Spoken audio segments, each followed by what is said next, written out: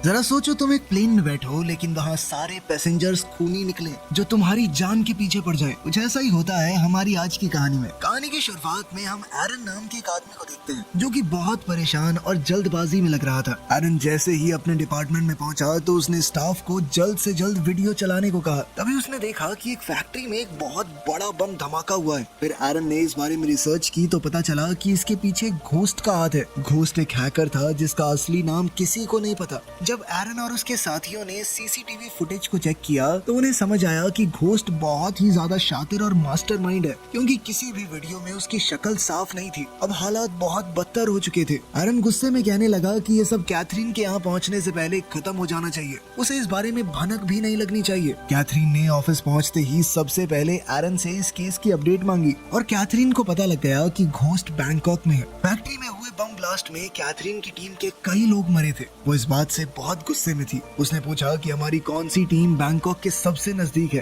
एरन ने उसे बताया कि सिंगापुर में एक टीम है मगर उन्हें बैंकॉक पहुंचने में शायद टाइम लग जाए। कैथरीन के दिमाग में आया कि घोस्ट भी जाता तो इधर उधर फ्लाइट से ही होगा और अब वो उसे किसी भी हाल में पकड़ना चाहती थी। उसके पास सिर्फ 1 घंटा था। सब लोग अपना दिमाग लगाने लगे। तभी कैथरीन ने कहा कि हमारे पास कोई ऑप्शन नहीं है। अब इस काम को एक ही इंसान कर सकता है और किस्मत से वो अभी बैंकॉक में ही है। फिर कहानी सीधा बैंकॉक में चली गई जहाँ एक बच्चा धीरे धीरे ऑटो रिक्शा की तरफ बढ़ रहा था जिसमें एक आदमी लेटा हुआ अपनी नींद पूरी कर रहा है। बच्चे ने चुपके से उसका सामान चुराने की कोशिश की लेकिन तभी वो आदमी उठ गया। उस आदमी का नाम है लूकस। लूकस ने उस बच्चे को भगा दिया और खुद सिगरेट पीता हुआ एक बार में चला गया। बारटेंडर ने उससे पूछा कि क्या आप कॉफी पियेंगे, मैं अभी लाती हूँ। मगर लूकस सिर्फ शराब पीता था, वो भी मुफ्त की। लूकस ने उस औरत से कहा कि मेरे शरीर के सारे अंग बिल्कुल सही हैं। जब मैं मर जाऊँ तो बेच कर सारे पैसे वसूल लेना। बातचीत के दौरान लूकस का फोन बजा और वो ऐसे डर गया मानो किसी भूत को देख लिया हो। वो फोन कैथरीन का था मगर लूकस ने कॉल कट कर दिया। लेकिन कैथरीन भी बेशर्मों की तरह एक के बाद एक कॉल मिलाती रही। लेकिन लूकस भी फटाक से उसका फोन काट देता। तभी बार के टेलीफोन की घंटी बजने लगी। लूकस ने बारटेंडर से कहा कि फोन मत उठाओ लेकिन उसने उठा लिया। कैथरीन लाइन पर थी और उसने सीधा सीधा कहा कि मेरी जल्दी से लूकस से बात करवाओ। लूकस कॉल पर चिल्लाने लगा कि मुझसे क्यों बात करनी है तुझे, पागल औरत, मेरी जिंदगी बर्बाद कर दी तूने। मैं यहाँ बैंकॉक में छुप छुप के रह रहा हूँ लेकिन लोग आज भी मेरा पीछा करते हैं। लेकिन कैथरीन ने लूकस से कहा कि यही तुम्हारा एक लौता मौका है सब कुछ फिर से ठीक करने का। मेरी बात का यकीन करो, मैं सब कुछ ठीक कर दूंगी।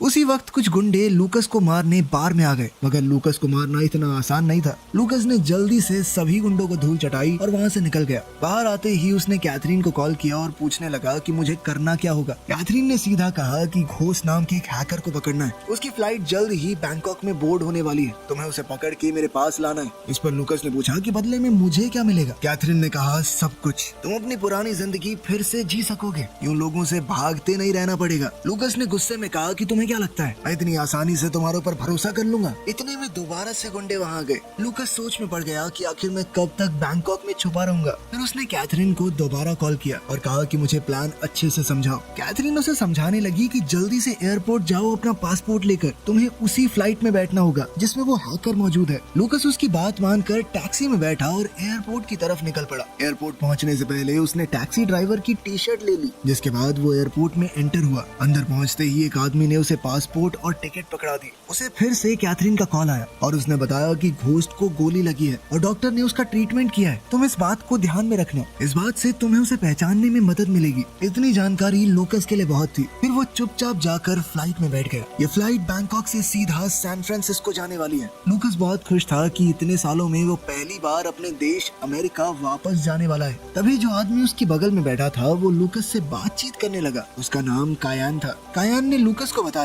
कि वो एक फेमस कोरियोग्राफर है, यानी लोगों को नाचना सिखाता है। तुम्हें मेरे मूव्स देखने चाहिए, हर कोई मेरे ठुमके का दीवाना है। लूकस ये सब देखकर इरिटेट हो रहा था। दूसरी तरफ कैथरीन की टीम ने उसे बताया कि प्लेन में बैठे सभी लोग किलर्स हैं जो कि घोस्ट को मारने के लिए फ्लाइट में आए हैं, मगर किसी को नहीं पता कि घोस्ट दिखता कैसा है। ये बात सुनकर कैथरीन परेशान हो गई। कैथरीन ने फिर से पूछा कि तुम सच तो कह रही हो ना, जिसके बाद टीम ने हाँ में जवाब दिया। कैथरीन समझ गई कि अब कुछ बहुत बुरा होने वाला है। उसने अपने लोगों को जल्द से जल्द घोस्ट की शक्ल ढूंढने को कहा। तभी फ्लाइट में कायान ने लूकस को एक ड्रिंक ऑफर की, जिसे पीने के बाद लूकस को सब कुछ धुंधला दिखने लगा और वो अपना होश खो बैठा। तभी कायान उसे बाथरूम में ले गया और धमकाने लगा। कुछ वक्त पहले कायान को भी घोस्ट को मारने का कॉन्ट्रैक्ट मिला था और उसे लग रहा था कि लूकस ही घोस्ट है। उसने लूकस को बुरी तरह मारना शुरू कर दिया। लूकस ऐसी हालत में खुद को बचाने की लगातार कोशिशें कर रहा था, लेकिन उस ड्रिंक की वजह से अब कायान उस पर हावी पड़ने लगा। आखिर में कायान ने लूकस का गला दबाकर उसे जान से मारने की कोशिश की। तभी लूकस ने देखा कि ऊपर दीवार पर लोहे का एक हैंडल था। उसने थोड़ी जान लगाई और कायान को उठाकर उसका सर हैंडल में घुसा दिया और कायान वहीं खड़ा खड़ा मर गया। उसको मारने के बाद लूकस को थोड़ा चैन मिला।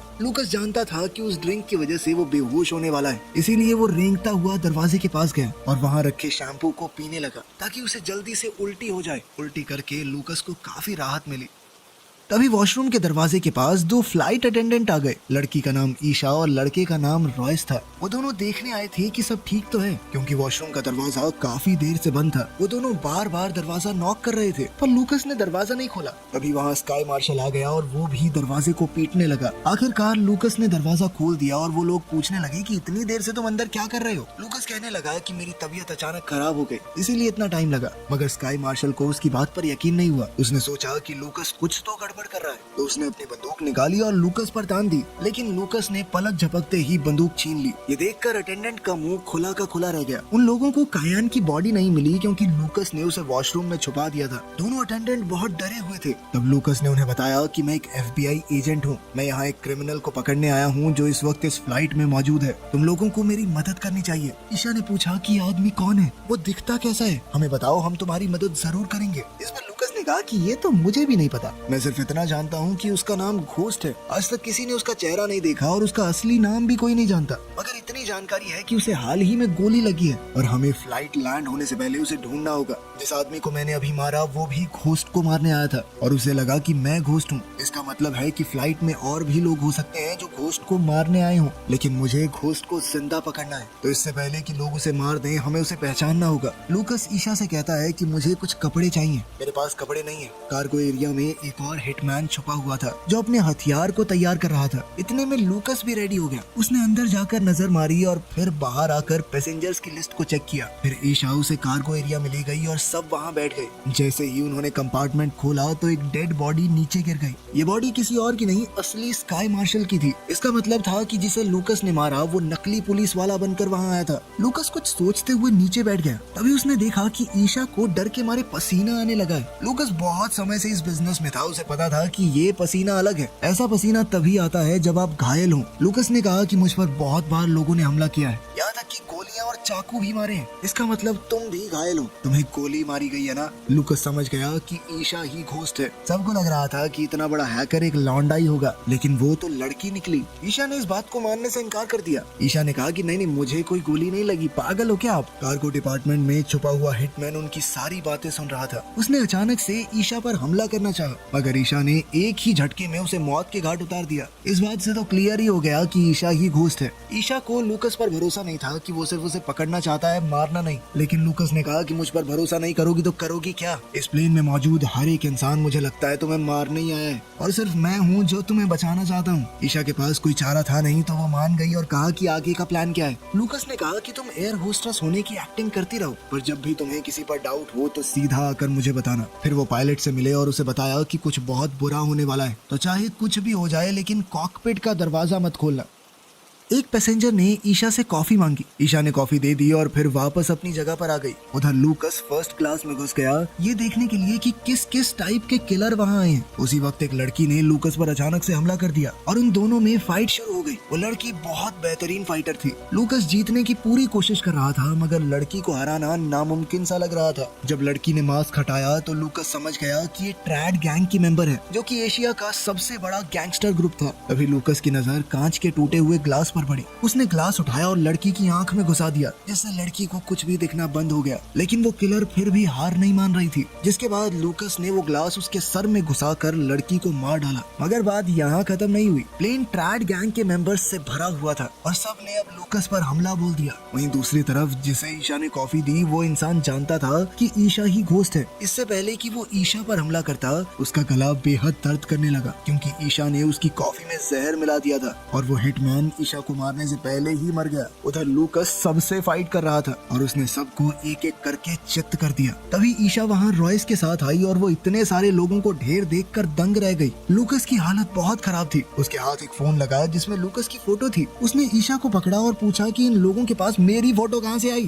तभी रॉयस ने कहा कि ये पिक्चर सभी पैसेंजर्स के फोन में है। ये सुनकर तो लूकस हैरान रह गया, उसे कुछ भी समझ नहीं आ रहा था। फिर उसने ईशा से कहा कि मुझे पूरा सच बताओ, इतने सारे लोग तुम्हारे पीछे क्यों पड़े हैं? और अब तो ये मेरे भी पीछे पड़ चुके हैं। ईशा ने बताया कि मैंने कुछ दिन पहले एक फैक्ट्री को बम से उड़ा दिया था क्योंकि वहाँ बच्चों से काम करवाए जाते थे। मुझे ये सब पसंद नहीं है तो मैंने उड़ा दी और मुझे नहीं पता ये लोग तुम्हें क्यों मारना चाहते हैं। ये सुनकर लूकस कंफ्यूज हो गया। उधर एरन कैथरीन से कहता है कि मुझे लूकस पर थोड़ा भी विश्वास नहीं है। कौन है ये आदमी? इतना यकीन कैसे है तुम्हें इसके ऊपर कि ये घोस्ट को ले आएगा सही सलामत? फिर कैथरीन ने उसे पूरी कहानी बताई। लूकस एक एजेंसी के लिए काम करता था। वो पूरी एजेंसी का सबसे खतरनाक मेंबर था। फिर एक दिन उसे एक बहुत इंपॉर्टेंट आदमी की सिक्योरिटी के लिए भेजा गया। लूकस उस आदमी के कमरे के बाहर पहरेदारी कर रहा था। तभी उसे एक लड़की के चीखने की आवाज आई। जब उसने अंदर जाकर देखा तो पाया कि वो अमीर आदमी किसी शैतान से कम नहीं था। वो अमीर आदमी प्रोस्टिट्यूट्स को बुलाकर उन्हें बेरहमी से मारता था। लूकस से ये देखा नहीं गया और उसने उस आदमी को तब तक मारा जब तक वो मर नहीं गया। और असली कहानी तो यहाँ से शुरू हुई। जिस आदमी को लूकस ने मारा उसका बड़ा भाई CIA का हेड था। उस आदमी ने पूरी CIA को लूकस के पीछे लगा दिया। एरन ने पूछा कि आपको कैसे पता ये सब? कैथरीन ने बताया कि मैं उसकी गर्लफ्रेंड थी और मैंने ही CIA को बताया था कि वो कहाँ है। उसके बाद वो बैंकॉक चला गया और कभी मेरे पास वापस नहीं आया। CIA ने बहुत बार लूकस को मारने के लिए लोग भेजे, लेकिन जो उसके पीछे गया गायब हो गया, वापस नहीं आया कभी। लूकस पहले भी खतरनाक था, मगर पिछले कुछ सालों में इतने लोगों ने उसके ऊपर हमला किया है कि अब वो बहुत ज्यादा खतरनाक बन चुका है।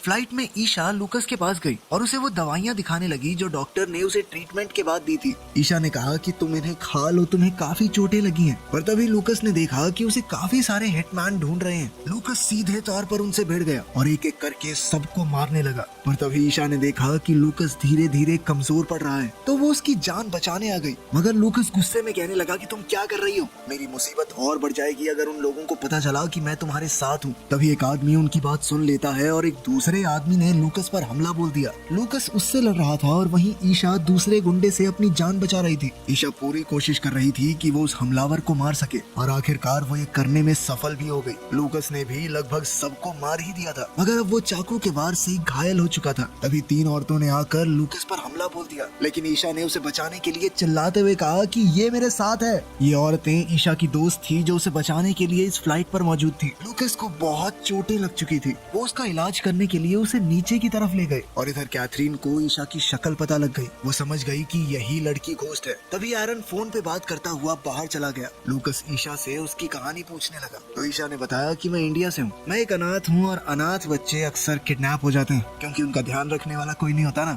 वो किडनैपर लड़कियों से नौकरों की तरह काम करवाते थे और बाद में उन्हें कहीं बेच देते थे। लेकिन मेरा दिमाग बहुत तेज था, इसलिए सब सोचते थे कि मुझे बेचने से ज्यादा अच्छा है कि मेरे दिमाग का इस्तेमाल करके पैसे कमाए जाए। मुझे हैकिंग आती थी तो उन्हें मैं काफी जगह से बचाने लगी। मैं धीरे धीरे समझदार होती जा रही थी और जब थोड़ी बड़ी हुई तो उन लोगों को छोड़कर भाग गई। फिर अगले 10 साल मैंने एक डिवाइस पर काम किया। मैंने दुनिया का सबसे खतरनाक डिवाइस बनाया जिसकी मदद से आप किसी भी सिस्टम को 30 सेकंड में हैक कर सकते हो। वही काम बाकी हैकर्स को करने में सालों लग जाते थे, लेकिन जल्द ही सबको इस बात का पता लग गया और सब मेरे पीछे पड़ गए। इन लोगों को मैं नहीं बल्कि वो डिवाइस चाहिए। मुझे डर है कि अगर ये डिवाइस किसी गलत हाथ में चला गया तो इससे ज्यादा खतरनाक और कुछ भी नहीं हो सकता। फिर हम देखते हैं कि कैथरीन एरन के पास आई और कहा कि तुम मुझसे क्या छुपा रहे हो, मुझे अभी सब कुछ बताओ। फिर एरन उसे सब कुछ सच बताने लगा कि मेरे लोग भी घोस्ट के पीछे पड़े हैं। उसके पास एक बहुत स्पेशल डिवाइस है जिसके लिए लोग मुंह मांगी कीमत देने को तैयार हैं। जैसे ही मुझे पता चला कि घोस्ट उस प्लेन में है तो मैंने उसके ऊपर इनाम रख दिया और सभी किलर्स को प्लेन में पहुंचा दिया। मुझे तो बाद में पता चला कि आपने भी अपने एजेंट को प्लेन में भेजा है, तो मैंने सबसे पहले लूकस की फोटो सभी किलर्स को भेज दी ताकि वो पहले लूकस को मार दें और फिर घोस्ट को। मुझे यकीन है कि अब तक वो लोग लूकस को मार चुके होंगे और जल्द ही घोस्ट को भी मार देंगे। आखिर में वो सभी किलर्स पैसों के लिए आपस में लड़ेंगे और जब तक प्लेन लैंड होगा कोई नहीं बचेगा, सब लोग मर जाएंगे। वो डिवाइस मेरा, मैं आपको उसमें से एक छोटा सा शेयर दे सकता हूँ, जिसके लिए कैथरीन मान गई। प्लेन में ईशा को पता चला कि उसकी फोटो ऊपर बैठे सभी किलर्स तक पहुंच गई है। इसका मतलब लड़ाई अब और भी खतरनाक होने वाली है। लूकस ने कहा कि मुझे वो दवाई दो, और दवाई पीते ही उसके शरीर में बदलाव आने शुरू हो गए। वो ऐसा बिहेव करने लगा मानो नशे में धुत हो। जब उसने बॉटल का लेबल हटाया तो पता चला कि ये एड्रेनलिन नहीं बल्कि टॉड वेनम है, जिस वजह से उसका दिमाग बहुत ज्यादा हाइपर हो गया था। उसे बहुत ज्यादा एनर्जी महसूस हो रही थी। वो नशे में ही सबके साथ ऊपर चला गया। अब तीनों लड़कियों ने किलर्स पर हमला कर दिया और एक एक करके सबको मारना शुरू कर दिया। जब भी लूकस किसी पर हमला करने जाता तो उसे अजीब अजीब चीजें महसूस होने लगती। उसका दिमाग उसे अजीबोगरीब चीजें दिखाने लगता। वो इसी हालत में लोगों को इस दुनिया से मुक्ति दे रहा था। फिर 3 लड़कियों में से एक लड़की गोली लगने की वजह से मारी गई और एक गोली प्लेन की दीवार को चीरते हुए चली गई, जिससे प्लेन में एक बड़ा छेद हो गया। सभी पैसेंजर्स एक एक करके नीचे गिरने लगे। इसी दौरान 2 किलर्स कॉकपिट में पहुंच गए और उन्होंने दोनों पायलट्स को जान से मार दिया। अब हालात बहुत ज्यादा खराब हो चुके थे। तभी ईशा की नजर चेन सॉ पर पड़ी और उसने एक चेन सॉ लूकस को दे दिया। अब लूकस ने लोगों को गाजर मूली की तरह काटना शुरू कर दिया। तभी एक आदमी ने ईशा पर गोली चला दी, लेकिन एक लड़की ने सामने से आकर ईशा की जान बचाई। लूकस अब रुकने वाला नहीं था। उसने सबको मार दिया और कॉकपिट में गया। नीचे जमीन पर कैथरीन और एरन प्लेन का वेट कर रहे थे, लेकिन वो हवाई जहाज लैंड हुआ ही नहीं, क्योंकि वो जहाज पूरी तरह बर्बाद हो चुका था। दोनों पायलट मर चुके थे। ये जानकर कैथरीन गुस्से से पागल हो गई और उसने एरन को गोली मार दी। दूसरी ओर ईशा और लूकस कॉकपिट में थे। ईशा प्लेन को लैंड करने की कोशिश कर रही थी और आखिरकार प्लेन धीरे धीरे लैंड होने लगा। अभी कैथरीन ने लूकस को फोन करके पूछा कि ईशा और उस डिवाइस का क्या हुआ, मगर लूकस ने कहा कि मैं तुम्हारी एक भी बात नहीं सुनूंगा और ना ही कोई मदद करने वाला हूँ। मैंने आज तक तुझसे घटिया औरत नहीं देखी जो सिर्फ अपना फायदा देखती है। ईशा ने लूकस का अपनी जान बचाने के लिए शुक्रिया अदा किया। लूकस ने कहा कि तुमने भी मेरी जान तो बचाई ही है, साथ ही मुझे जीने का एक मकसद भी दिया है। अब तक मैं बेसिर पैर की जिंदगी जी रहा था। जल्द ही ईशा ने जहाज को मोड़ दिया और देखा कि लूकस बेहोश हो चुका है। जब लूकस की आंखें खुली तो वो हॉस्पिटल में था, जहां उसका इलाज चल रहा था। लेकिन तभी वहां अचानक हमला हो गया। हर तरफ से गोलियों की बरसात होने लगी और पूरा हॉस्पिटल गोलियों से छल्ली हो गया। लूकस बाहर आया तो ईशा उसकी तरफ भागते हुए आई और कहा कि लड़ाई अभी खत्म नहीं हुई है, ये लोग अभी भी हमें ढूंढ रहे हैं, हमें इस लड़ाई को जारी रखना होगा। इसी के साथ कहानी यहीं पर खत्म होती है। तुम सब्सक्राइब कर नहीं रहे हो, जल्दी से करवाओगे नहीं 1 मिलियन। मिलते